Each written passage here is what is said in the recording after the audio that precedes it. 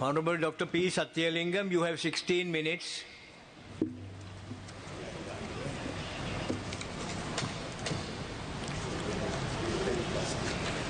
பிரதி சபாநாயகர் அவர்களே, கிளீன் ஸ்ரீலங்கா தேசிய வேலை திட்டம் தொடர்பாக இங்கு பேசுவதற்கு கிடைத்த சந்தர்ப்பத்துக்கு மகிழ்ச்சியை தெரிவித்துக் கொள்கிறேன்.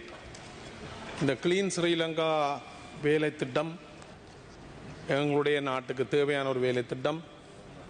இந்த வேலை திட்டத்தின் ஊடாக இந்த நாட்டிலே பல விடயங்கள் கிளீன் செய்யப்பட வேண்டிய தேவை இருக்கின்றது. இந்த நாட்டினுடைய அரசியல், இந்த நாட்டினுடைய பொருளாதாரம், இந்த நாட்டினுடைய சமூக கட்டமைப்பு, இவ்வாறு பல விடயங்களுக்கு ஊடாக இந்த கிளீன் ஸ்ரீலங்கா வேலை திட்டம் முன்னெடுக்கப்பட வேண்டும்.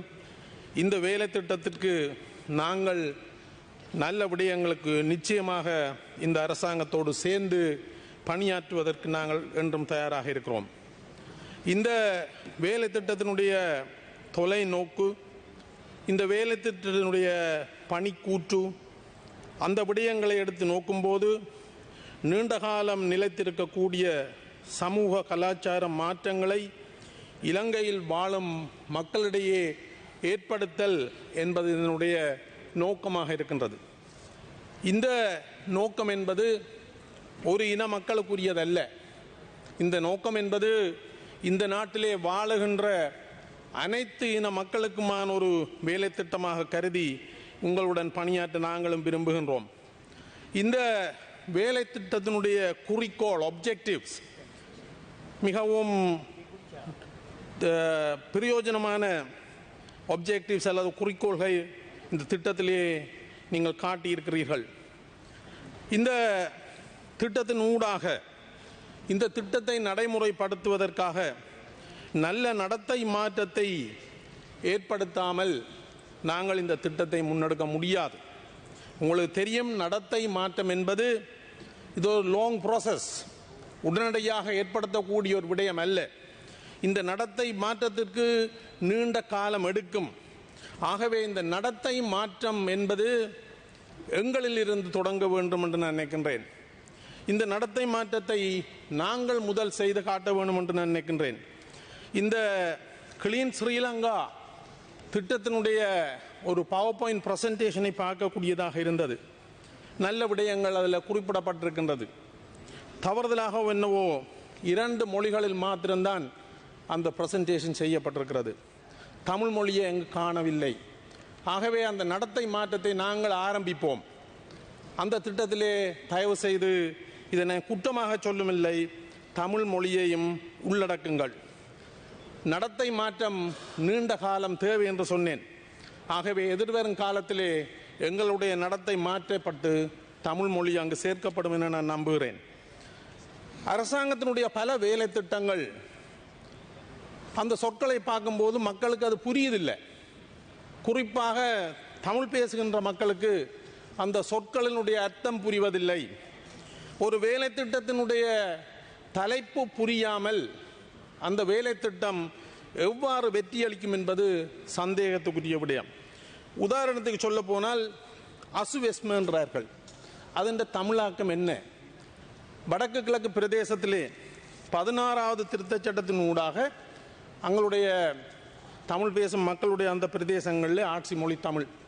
தயவு செய்து இவ்வாறான சொற்களை புகுத்தும் போது அதற்குரிய தமிழ் மாற்றத்தையும் தமிழ் சொற்களையும் கொண்டு வாருங்கள். உரிமை என்கிறார்கள். தயவு செய்து நேரத்தை கழித்து please don't count the name you are taking with me.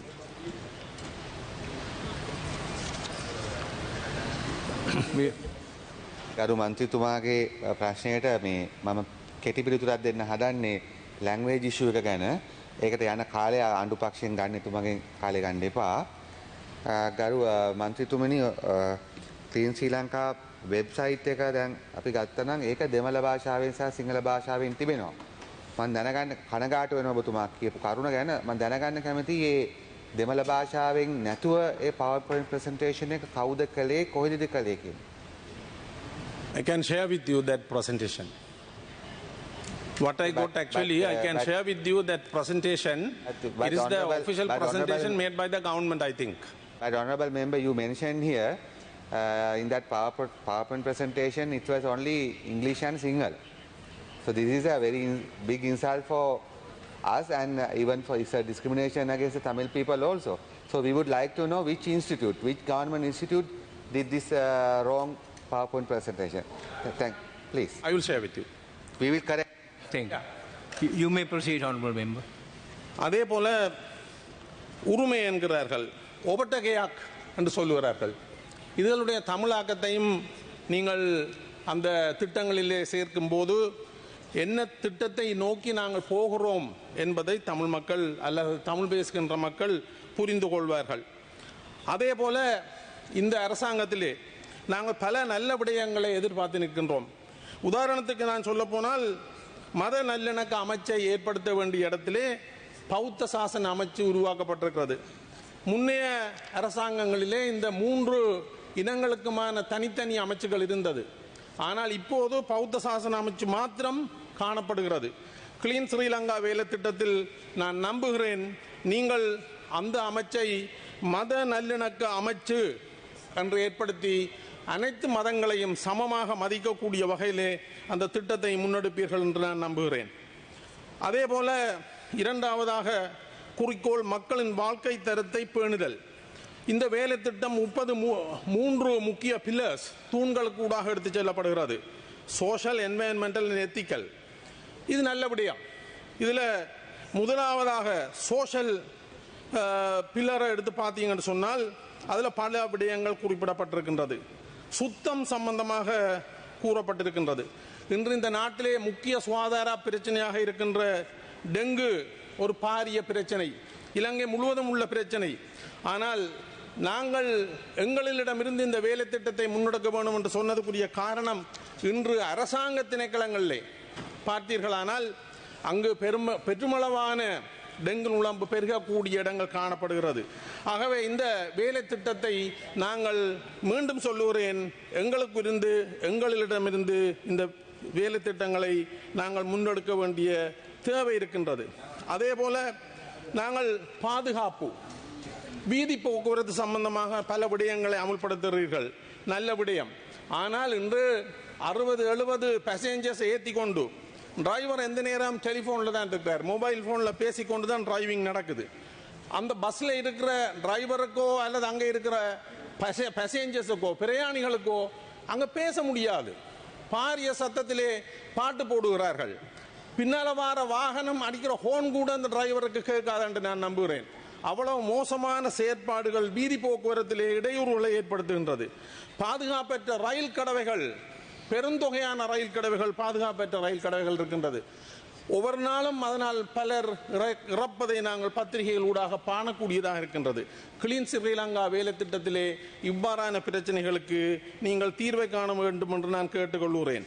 அதே போல உணவு பாதுகாப்பு இன்று ஒரு முக்கிய பிரச்சனை. இலங்கை முழுவதும் தொற்றாத நோய்கள் மிகவும் மோசமாக எங்களுடைய இலங்கை மக்களை பாதித்திருக்கின்றது. இன்றைக்கு பார்த்தீங்கன்னா பாடசாலைகளில் ஸ்கூல் கேன்டீன் பாலிசி என்ற ஒரு பாலிசி இருக்கிறது. ஸ்கூல் கேன்டீனில் என்ன உணவுப் பொருட்களை விற்கலாம் என்ற ஒரு பட்டியல் இருக்கின்றது. ஆனால் இன்று எந்த ஸ்கூலில், எந்த பாடசாலையில் இந்த ஸ்கூல் கேன்டீன் பாலிசி நடைமுறைப்படுத்தப்படுகிறது என்றால் அங்கே இல்லை. பெரும்பலமான பாடசாலைகளிலே இந்த விடயங்கள் பார்க்கப்படுவதில்லை. ஆகவே இவ்வாறான சின்ன சின்ன விடயங்களில் நாங்கள் கிளீன் ஸ்ரீலங்காவை தொடங்க வேண்டும் என்று கேட்டுக்கொள்கிறேன். மருந்து பாதுகாப்பு இன்று காணப்படுகின்ற சிறு வைத்தியசாலைகளிலோ அல்லது மருந்தகங்களிலோ எத்தனை வீதமான மருந்தகங்கள், எத்தனை வீதமான சிறு மருத்துவ நிலையங்களிலே ஃபார்மசிஸ்ட் மருந்தாளர்கள் இருக்கிறார்கள் என்று பார்த்தால் நான் நினைக்கிறேன் 10 வீதமான மருந்தகங்களிலேயும் அரச வைத்தியசாலைகளில் கூட மருந்தாளர்கள் இல்லாத ஒரு நிலைமை காணப்படுகின்றது. கிளீன் ஸ்ரீலங்கா இந்த இடத்திலே துவங்கப்பட வேண்டும் என்று நான் உங்களை தயவாக கேட்டுக்கொள்கிறேன். அதே போல எங்களுடைய பிரதேசங்களிலே பல திணைக்களங்களில் தமிழ் பேச முடியாத அரச உத்தியோகத்தர்கள் நியமிக்கப்பட்டிருக்கிறார்கள். குறிப்பாக வனவள திணைக்களம், வனவள திணைக்களத்தை எங்களுடைய பிரதேசங்களில் பார்க்கும்போது அவர்கள் மக்களோடு முரண்படுகிறார்கள். அவர்களுக்கு எங்களுடைய லோக்கல் லாங்குவேஜ் அவர்களுக்கு தெரியாது. அவர்கள் மக்களை அச்சப்படுத்துகிறார்கள். அவர்கள் தங்களுக்கு பல வசதிகளை ஏற்படுத்துகின்ற மக்களோடு சேர்ந்து காட்டை அழித்துக் கொண்டிருக்கிறார்கள்.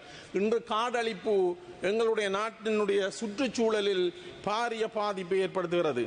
அதே நேரத்திலே எங்களுடைய இடம்பெயர்ந்த மக்களுடைய காணிகள் இன்று வன இலாகாவால் கல்லு போட்டு தடுக்கப்படுகின்றது.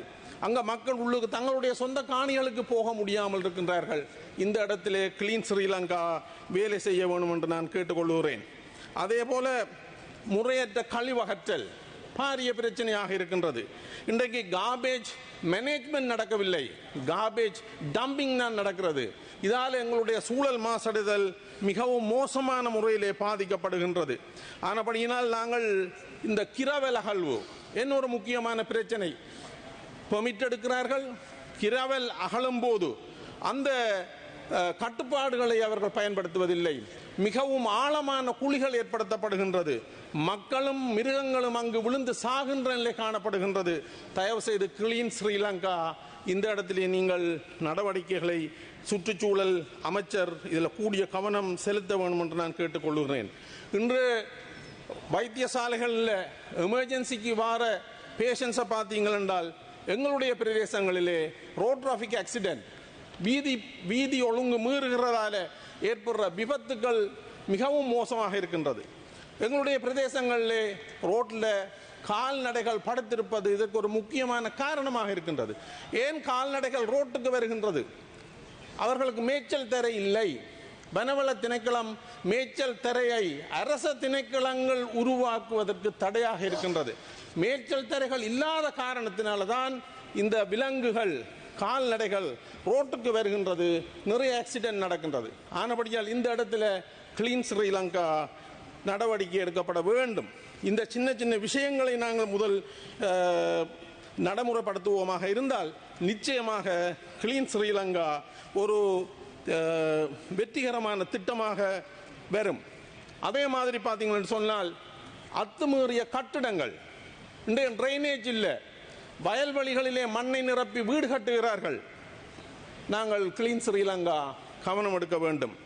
தேவையற்ற பொருட்களை அகற்றுதல், இந்த தேவையற்ற பொருட்கள் அகற்றுதல் எங்களுடைய திணைக்களங்களிலே வந்து பாருங்கள், அமைச்சுகளிலே பாருங்கள், எத்தனை பாவிக்கப்படாத வாகனங்கள் நிறுத்தி வைக்கப்படுகின்றது. அவற்றை திருத்தி பாவனைக்கு எடுக்க வேண்டும் அல்லது ஆக்ஷனுக்கு கூடாக அதை விற்று அரசாங்கத்துக்குரிய ஒரு வருமானத்தை ஏற்படுத்தலாம். அந்த வாகன தரிப்பிடங்கள் எல்லாம் நுழம்பு பெறுகின்ற இடங்களாக காணப்படுகிறது. கிளீன் ஸ்ரீலங்கா அங்கு துவங்கப்பட வேண்டும். அதே மாதிரி நெறிமுறை சார் எத்திக்கல் பிரச்சனை, ஊழல் ஒழிப்பு. இன்று ஊழல் என்பது ஒரு ஃபேஷன் வேர்டாக இருக்குது. ஆனால் இந்த ஊழல் ஒழிப்பு என்பது அடிமட்டத்தில் இருந்து தொடங்கப்பட வேண்டும். இன்று அரச நிதியை பயன்படுத்தி உருவாக்கப்பட்ட பகுதீக வளங்கள் எவ்வளவு வீதம் பாவிக்கப்படுகிறது என்றதை எடுத்து பாருங்கள். என்னுடைய மாவட்டத்தில் நான் ஒரு பட்டியலே உங்களுக்கு தர முடியும். புதிய கட்டிடங்கள் பல மில்லியன் ரூபாய் செலவில் கட்டப்பட்டு பாவிக்கப்படாத நிலையில் இன்றும் காணப்படுகிறது. நான் அண்மையில் பார்த்தேன், எங்களுடைய மாவட்டத்தில் வவுனியா மாவட்டத்தில் ஒரு கம்யூனிட்டி வாட்டர் சப்ளை கடந்த அரசாங்க காலத்திலே உருவாக்கப்பட்ட பல மில்லியன் ரூபாய் செலவில் உருவாக்கப்பட்ட community water supply. Honorable member, you have 2 more minutes. ஒரு மாதம் பாவனைக்கு பிறகு மூடி வைத்திருக்கப்பட்டிருக்கின்றது. இது மக்களுடைய வரிப்பணம். ஆகவே பகுதிக வளங்கள் முறையாக பயன்படுத்தப்பட வேண்டும். அந்த இடத்திலே கிளீன் ஸ்ரீலங்கா நடவடிக்கை எடுக்க வேண்டும். அதே மாதிரி ஒரு நோக்கத்துக்காக பயன்படுத்தப்பட்ட அல்ல கட்டப்பட்ட கட்டிடம் வேறு நோக்கங்களுக்காக பயன்படுத்தப்படுகிறது. உதாரணத்துக்கு சொன்ன போனால் வட மாகாணத்திலேயே இருக்கின்ற ஒரே ஒரு கோஆபரேட்டிவ் ஸ்கூல் வவுனியாவில் இருக்கின்றது. 2009ஆம் ஆண்டிலிருந்து அந்த கோஆபரேட்டிவ் ஸ்கூல் வேறொரு நோக்கத்துக்காக பயன்படுத்தப்படுகிறது. அங்கு இப்போது கோஆபரேட்டிவ் ஸ்டடீஸ் நடக்கிறது இல்லை. வடமாகாணத்துக்கு இருக்கின்ற ஒரே ஒரு அந்த கோஆபரேட்டிவ் ஸ்கூலை நாங்கள் இந்த கிளீன் ஸ்ரீலங்கா கூடாக உரியவர்களுக்கு கையளிக்க வேண்டிய தேவை இருக்கின்றது. தயவு செய்து அந்த விடயங்களை நீங்கள் பார்க்க வேண்டும். அதே மாதிரி இன்றைக்கு எங்களுடைய நாட்டிலே நாள்பட்ட சிறுநீரக நோய் சிகேடி ஒரு முக்கிய பிரச்சனையாக இருக்கின்றது. ஆனால் எங்களுடைய அத்துமீறிய அதிகூடிய உரப்பாவனை என்பது இந்த சிகேடிக்கு முக்கியமான ஒரு காரணமாக சொல்லப்படுகின்றது. இந்த விவசாயிகளுக்கு அளவான உரத்தை பாவிப்பதற்குரிய அந்த கட்டளைகளை இடுபவர்கள் அங்கு உரிய இடங்களுக்கு செல்வதில்லை என்ற குறைபாடு விவசாயிகள் சொல்லுகின்றார்கள். கிளீன் ஸ்ரீலங்கா அங்கு தேவையாக இருக்கின்றது. ஆனபடியினால நாங்கள் இந்த கிளீன் ஸ்ரீலங்கா திட்டத்தின் ஊடாக பல விடயங்களை செய்ய வேண்டிய தேவை இருக்கின்றது. இந்த கிளீன் ஸ்ரீலங்காவை நடைமுறைப்படுத்துவதிலே இருக்கின்ற ஒழுங்கில் ஒரு மாற்றம் தேவையாக இருக்கும் என நான் நம்புகிறேன். ஜனாதிபதி செயலகத்திலே இருந்து ஆரம்பிக்கின்ற கிளீன் ஸ்ரீலங்கா மாவட்ட மட்டத்திற்கு நேரடியாக போகின்றது. மாவட்ட மட்டத்திலிருந்து கிராமிய மட்டத்துக்கு போகின்றது. Honorable member, your time is up. தயவு செய்து என்ன ஒரு நிமிடங்கள் தாருங்கள். இந்த மாவட்ட மட்டத்துக்கும் மத்திய மட்டத்துக்கும் அல்ல ஜனாதிபதியினுடைய மட்டத்துக்கும் இடையில மாகாண சபை என்று ஒன்று இருக்கின்றது. இந்த கிளீன் ஸ்ரீலங்கா வேலை திட்டத்திலே முக்கியமாக ஈடுபடுகின்ற உள்ளூராட்சி மன்றங்கள் மாகாண சபைக்கு கீழே இருக்கிற மன்றங்களாக இருக்கின்றது. ஆகவே இந்த கிளீன் ஸ்ரீலங்கா வேலை திட்டத்திலே ஜனாதிபதி மட்டத்திற்கு அடுத்ததாக மாகாண மட்டம் மாவட்ட மட்டம் என்ற நடைமுறைப்படுத்துவதற்கான மட்டத்தில் சில மாற்றங்களை ஏற்படுத்த வேண்டியிருக்கிறது. என்ன ஒரு நிமிடம் தாருங்கள். நாங்கள் சட்டங்களை நடைமுறைப்படுத்தும் போது நான் கல்வி அமைச்சர் அவர்களுடன் பேசியிருந்தேன். தமிழ் மொழியிலே மாற்றம் ஏற்படுத்தப்பட போது காப்போத உயர்தர பரீட்சை வினாழ்த்தாள்கள், குறிப்பாக பயாலஜி வினாழ்த்தாள் மிகவும் மோசமான பிழையான டிரான்ஸ்லேஷன் மொழி மாற்றம் செய்யப்பட்டிருக்கின்றது. அந்த மாணவர்களுக்கு கேள்வி என்னென்று புரியாமல் அவர்களால் விடை எழுத முடியாது. கிளீன் ஸ்ரீலங்கா அங்கே கட்டாயம் அந்த இடத்துல பயன்படுத்தப்பட வேணும். கூடிய எண்ணிக்கையானவர்களை இந்த மொழி மாற்றத்திற்கு நியமிக்க வேணும் என்றதை நான் இந்த சந்தர்ப்பத்திலே கேட்டுக்கொள்ள விரும்புகிறேன். அதே போல Honorable member, you may please wind up. அதே போல நாங்கள் எல்லோரும் இந்த சபையிலே இருக்கின்ற எல்லோரும் நாங்கள் அரசியல் யாப்பை நடைமுறைப்படுத்துவோம் என்ற சத்தியத்தோடு உள்ளுக்கு வந்திருக்கின்றோம். ஆகவே அரசியல் யாப்பிலே இருக்கின்ற 13வது திருத்தச் சட்டத்தை நடைமுறைப்படுத்துவதற்குரிய ஆயத்தம் இந்த கிளீன் ஸ்ரீலங்கா ஊடாக வரும் என்று நான் நம்பி இந்த கிளீன் ஸ்ரீலங்கா வேலை திட்டம் வெற்றியளிக்க வேண்டும். இந்த நாட்டிலே மாறி மாறி ஆட்சிக்கு வந்தவர்கள் ஜனநாயகம் இல்லாமல் செயற்படுகிறார்கள் என்ற காரணத்துக்காக இன்று ஒரு அதிகூடிய பெரும்பான்மையோடு இந்த அரசாங்கம் உருவாக்கப்பட்டிருக்கின்றது. இந்த கிளீன் ஸ்ரீலங்கா வேலை திட்டம் உட்பட ஏனைய வேலை திட்டங்களில் நீங்கள் தோல்வி அடைவீர்களாக இருந்தால் இந்த நாட்டு மக்கள் ஜனநாயகத்தின் மீது உள்ள நம்பிக்கையை இழந்து இந்த நாடு வேறொரு நாடாக மாறக்கூடிய சூழ்நிலையை நீங்களும் ஏற்படுத்தாதீர்கள் என்று கேட்டுக்கொண்டு இந்த சந்தர்ப்பத்துக்கு நன்றி கூட்டி விடப்படுகிறேன். நன்றி, வணக்கம்.